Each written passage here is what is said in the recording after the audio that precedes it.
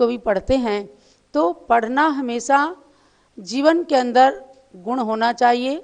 हमेशा विद्यार्थी बने रहें, विद्यार्थी बन करके विद्या का अर्जन करना, विद्या प्राप्त करने का प्रयोजन होना, ये बहुत ही जीवन का सबसे बड़ा गुण है।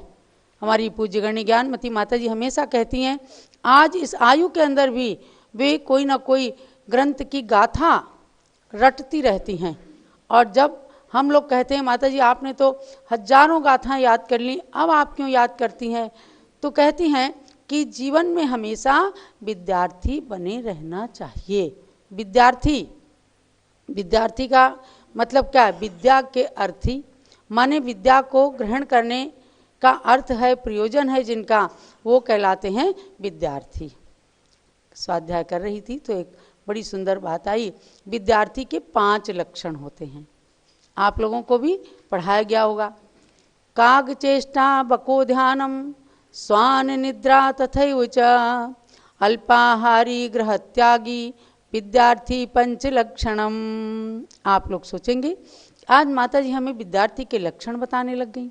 आपने कितनी कितनी चीज़ों का पारस चैनल और जूम चैनल के माध्यम से अध्ययन किया है, परीक्षाएं दी हैं और ज्ञान की वृद्धि की है, तो सतत इस ज्ञान के अभ्यास को बढ़ाए रखना।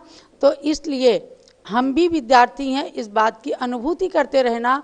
तो विद्यार्थी के 5 लक्षण क्या कहा? काग चेष्टा, अर्थात कौवे के समान चेष्टा। कौवा तो खराब माना जाता है, लेकिन उसकी चेष्टा के लिए कहा कि जिस प्रकार से कौवा एक आंख से भी चारों ओर देखता रहता है, उसी प्रकार से एक विद्यार्थी की भी चेष्टा होनी चाहिए कि मैं जिस विषय को पढ़ रहा हूँ चारों ओर से उसे एकदम ग्रहण करने की भावना। ये काग चेष्टा नाम का प्रथम विद्यार्थी का गुण हुआ, लक्षण हुआ। बको ध्यानम, बक माने बगुला, बगुला ध्यान कह रहे हैं, बड़े बगुला भगत बनते हैं।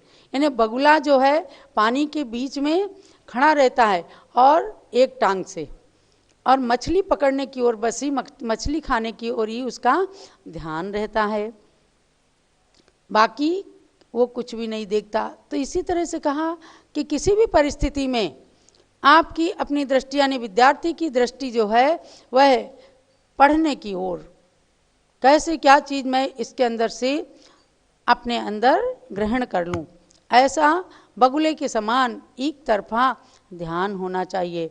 तीसरा गुण क्या है विद्यार्थी का? कि स्वान निद्रा, कुत्ते के समान नींद।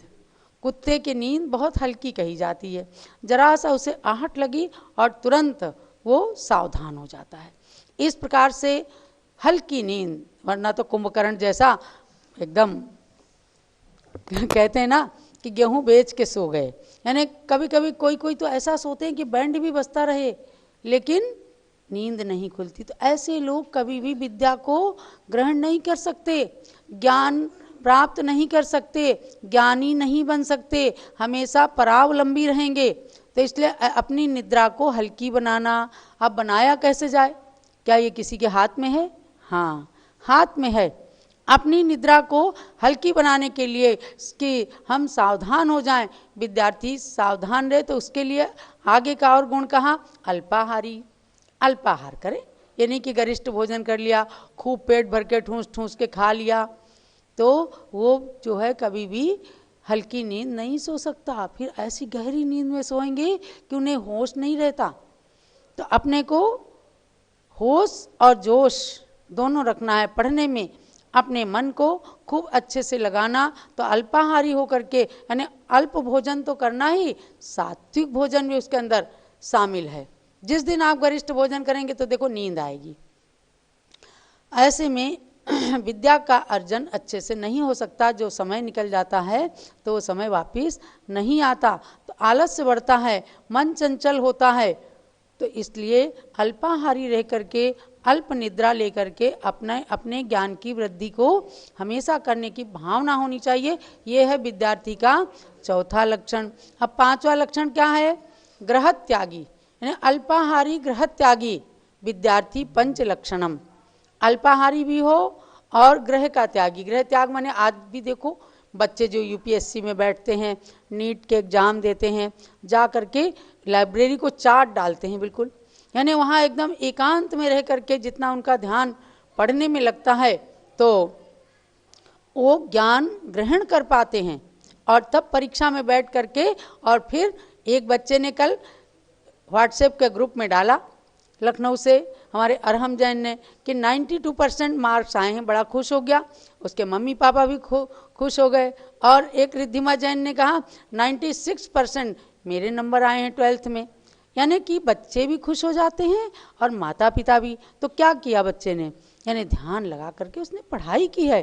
गृह त्यागी माने घर के अंदर ये नहीं है कि घर को त्यागी कर दिया, माने कि पढ़ाई के समय में एकांत स्थान में बैठ करके अपने मन को बिल्कुल कंसंट्रेट करके और पढ़ करके जो बच्चे अच्छे नंबर लाते हैं उनका भविष्य आगे के लिए खूब अच्छा बन जाता है।